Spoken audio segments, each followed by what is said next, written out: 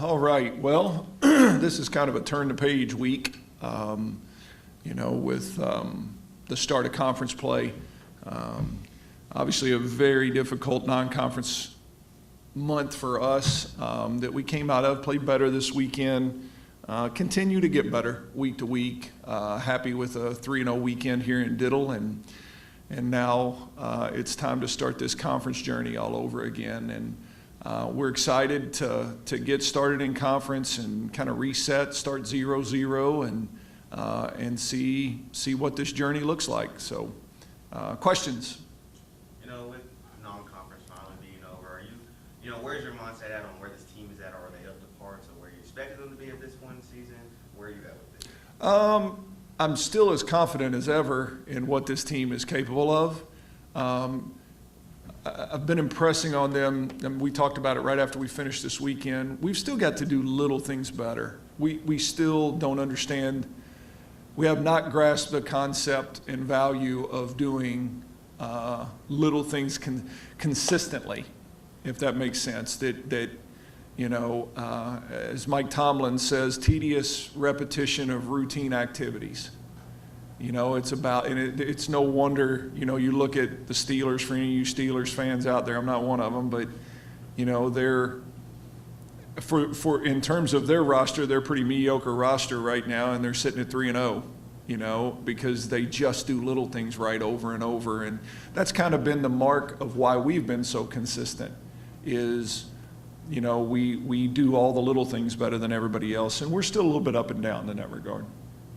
I feel like this past weekend, though, was almost like a weekend your team needed because you had been playing well, you had made strides, but to finally kind of get rewarded for it in the win along. Yeah, it was definitely needed for our team. No matter how much you tell fans and your players and everybody, hey, what you're up against right now is pretty difficult, it still stings, man, when you don't get the results you want. And I'm built different. Like, as you know, I was happier with some of the losses that we've had. I've been happier with our team than I have with some of our wins, and but because I'm really process driven and I know what it looks like, and but it was good for them to get a reward, I guess, for all the hard work they put in, because I've been unwavering in what I think our team is. I think we're really good, and to go out and not lose a set this weekend hopefully reminds them a little bit that they're pretty good. Your record kind of looks different coming into conference play this year. What do you think the rest of the conference is thinking looking at that? Are they kind of, up, or are they like, well, they play better competition, so they might be more dangerous? Oh, I think the conference thinks this is the year, that they're going to come get us, and I guess time will tell, if it is. But look, we've lost what, 6 matches, and it was to 4 ranked opponents and 2 Big Ten teams. And so, I'm good with who we are. That's not to say that there aren't many quality teams in our league, because there are. I'm telling you, the thing that I respect the most about our league right now is the quality of coaches from top to bottom. We've got programs in this league at varying stages of their development, but when you look at the coaches in this league from top to bottom, I'm telling you, it's people that I've watched do this for a long time that can really coach. And so there are no walk-in win weekends anymore in Conference USA, and but I'm quite certain, that but we've dealt with that. Like, we've dealt with, when Alyssa Kavanaugh graduated, it was time to go get Western Kentucky. And then when Lauren Matthews graduated, it was time to go get Western Kentucky. And now Paige Briggs has graduated, and it's time to go get Western Kentucky. And but the reason why it's been difficult to do is because of what I started with. Although we've had some great players, it's been just a level of consistency with which we do little things that makes us so very difficult to beat, and we'll continue to harp on those things because this team is awfully good when we do those things. You're interested to see how this team responds to having that bullseye, because certainly every year is a new year, and your teams have kind of proven they've kind of handled that bullseye in conference. But you're interested to see how this team. Yeah, I think they'll be fine, because I'm telling you, we don't ever talk about it. And I've never really, can I tell you, I've never really understood like winning streaks and things like that. I've never understood, I understand them from beginning of year to end of year, but I've never understood when people talk about over the course of 2 years or 3 years or 4, like that doesn't make any sense to me because it's a totally different team. You know, the Chiefs are trying to win their 3rd Super Bowl in a row, but they're pros. They've got contracts. It's essentially the same team in a lot of ways. Like, this is college athletics. Your rosters change, and because you're a favorite one year doesn't make you the favorite the next year. And so any kind of streak that goes year to year is pretty useless to me, to be honest.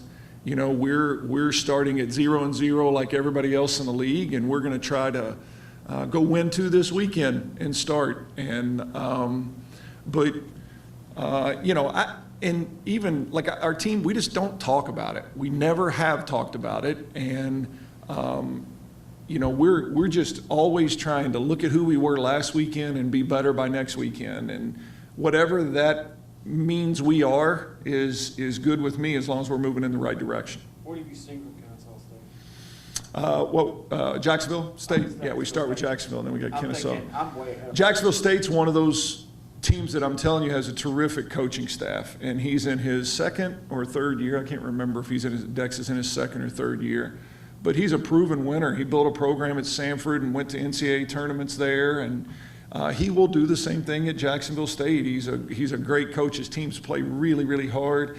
It's Western Kentucky's first time going to Jacksonville State in volleyball since we've been in the league. So, you know, there'll be a great atmosphere in there, and you know, they won't beat themselves, I can promise you. And he will have a plan, I can promise you. And we'll have to stand up to the emotion of it. But that's where the schedule we've played should help. You know, no matter what kind of atmosphere these teams put in place, I don't think we'll get beat by an atmosphere because of some of the places we've been and played already this year.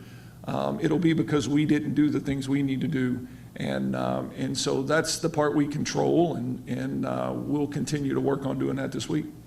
Those little things you mentioned that you guys need to do better heading into conference play, what are some of those things? We got to handle the ball better on first contact. Like, all right, that's not a mystery if you pick up our stat sheet. Like, we're giving up way too many aces a game right now.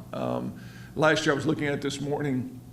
Last year, we had a point differential on the year of over 100 points from the service line. We had over 100 more aces than our opponent. This year, we have 1 more ace than our opponent.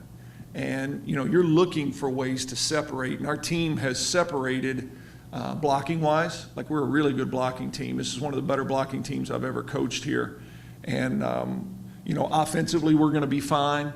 But we've got to handle the ball better on first contact and win that serve and pass game. If we can separate the serve and pass game, I think our offensive ability holds up in Conference USA. And I think the way we block the ball holds up in Conference USA. But we've got to cut down on reception errors because those are just free points. And certainly that'll be a big focus this week. One of those other things, I specifically noticed Saturday on communication-wise, little things. Kenny Coyle, Abby Schaefer, a lot of times when they were out of the lineup, I saw them talking to the players, maybe adjustments they're seeing. Is that another minor thing that you're adding or what they're doing? This has been such a, I feel like sitting everybody down and just saying, take a deep breath and calm down for a second, because this team's great at all the things so many coaches work so hard to become. Like, this team plays really hard, and this team communicates really well, which is rare in today's college athletics, but they're a good team communication-wise. And those are things that seems like all year you're working to get better at, and we're really good, you know, at those things. I told them after the weekend, like, I just love coaching this team because of how hard they play, but we've just got to get them to value. I've got to do a better job of getting them to value little things. I got to get them to understand that the little things are the big things, that, you know, handling free balls cleanly, that handling first touch, that serving the ball well, that, you know, set location, all these things that you don't even really think about we're sloppy with. And, you know, so we got to get those things tightened up. And, you know, I'm talking about it a lot. I'm making it a point, but, you know, until our players really buy into making those changes, we're going to continue to be a little bit sporadic.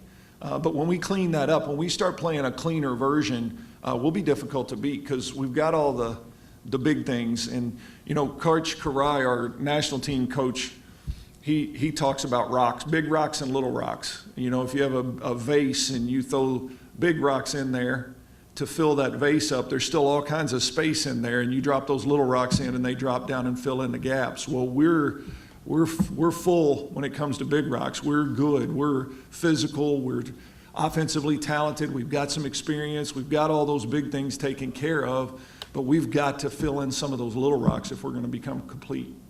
Now that you're not playing, 3-4 matches a week, conference play 2 times a week, rotation-wise, you see yourself shortening the rotation, kind of figure out who the best, 6, 7, 8 players are. Yeah, I'd love to tell you that we are, but I don't know that we're going to be.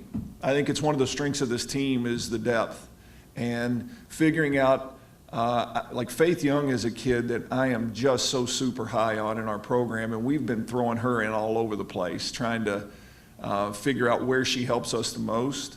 And the reality is it depends on how the flow of a game goes, but she's a kid that I think you'll see more and more of as we move forward. But I don't think we'll shorten it much. I think we're going to continue to use, I think it's one of the strengths is, and what a gift it is, if you have a kid struggling, you have somebody else that can come in and potentially do that job for them. There's certain things that are not going to change. I mean, Kaylee Cox is really starting to play at a player of the year kind of level now, and she's not going anywhere. Callie's not going anywhere setting. Like, there's things that are starting to settle in, but I still think that there's tweaks to be made. As experienced as we are in certain areas, we're that inexperienced in other areas. We're really young in the middle with 2 sophomore middle hitters, and Olivia Skidmore is a freshman on the outside, Faith's a freshman. So we're still relying on young players that are still figuring things out. This is a new, or second year of that new conference schedule where you kind of play 2 away and 2 home. Do you like that, or I think? I do. I don't like playing the same team back-to-back days in terms of competitively. It just seems odd, like you just played and now you're going to have to line up, and it's tough mentally regardless. Like, if you lose the day before, it's tough to bounce back. If you win the day before, it's tough to stay locked in. Those are challenges that everybody faces, but it's the only, in a world of college athletics, which isn't very sane right now, it's the only sensible thing to do if you're in this league. Because, we've done it in the past at times, and, flying from FIU to UTEP in the same weekend to play volleyball is absolutely silly. And so the way it's set up, even though it's not ideal to play the same team back-to-back days, before you were leaving on a Thursday, you were getting back in the middle of the night, Sunday night, and they had to be in class Monday, and like you're just playing from behind.